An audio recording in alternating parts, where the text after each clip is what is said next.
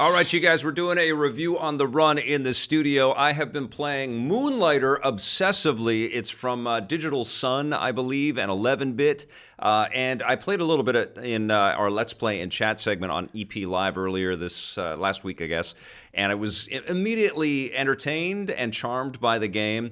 But it is a game with an incredible amount of satisfaction and depth and perfect loops. It has a couple of different sort of key, I hate using the word pillars because it's such a marketing term, but it has a couple of key pillars that are really fun. Of course, it's got the roguelike kind of action in there where you have to try to get as far as you can in a dungeon and you fight a boss and then that boss gives you some cool stuff. But the other loop that's in this game, excuse me, because it is about loot collection, but the other loop is about minding your own store. And that's what you are. You're a moonlighter. You're somebody that has a couple of jobs. And so when you go back to your store, you are trying to placate the customers of your town with the stuff that they're looking for. And so you have, at first you have a shop with one table and a tiny little chest that you store all your items in. And you put them on the table and you set the price, and then hopefully people like the price and like the item and they buy it from you, and your gold stacks up a little bit, and so you spend some of that gold and you get yourself some better equipment. Then you can go talk to somebody else in the town that's going to enchant that equipment so it's a little bit more powerful.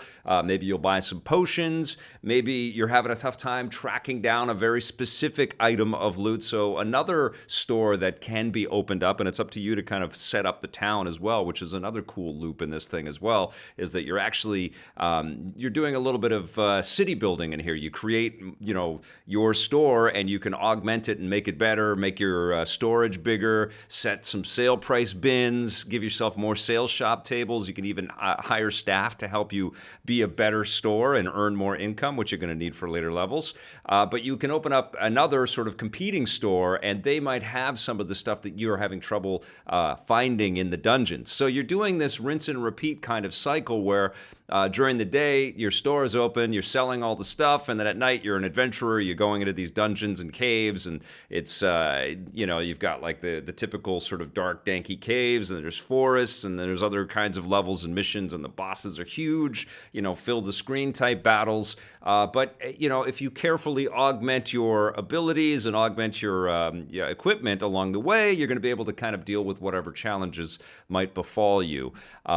I freaking love this game. It is so charming and cool and fun and addictive. It's a top-down, kind of old school, Zelda-esque type of experience, but I just got so freaking hooked on playing this thing, and it makes me sad that now that I'm reviewing it, I have to put it away and play other games because I love it. I can't believe how fun it is to be, and it's so hard to stop playing. That's the other thing with this game is like you go on an adventure, it's kind of fun. Maybe you die in the dungeon, and you're like, no, and you lose all your stuff, and you can choose to play it again, or it'll kick you out, and you can go back to the town. And then you're back in the town, and then you start selling stuff, and it's so fun to sell stuff, and suddenly you're like setting the prices, and you're saying, well, they bought it at this price, maybe we can get it a little bit higher, and you actually get little happy faces. You get a lot of data, like analytics built into this game. It is so clever and so smart and so fun to play, and I was, I've got a lot of things that I'm sort of juggling right now, and you guys see me. I do these Let's Play and Chat bits on EP Live all the time, so I'm touching a lot of games. This game had me right from square one, and it hasn't let go. Like, I'm thinking about it all the time. It's sensational. It's out on the PS4. I've heard that it is definitely coming to the Switch, and I think you can get it on Xbox One already or very soon. I think, and it's on PC. It's going to be everywhere. You owe it to yourself. Look up this game. I mean, you got to kind of be into these pillars. God, I hate that phrase.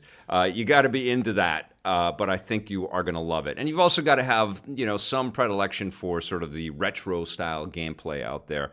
This one spoke to me. I love Moonlighter. I'm going to give it a 9.5 out of 10. Go hunt this down.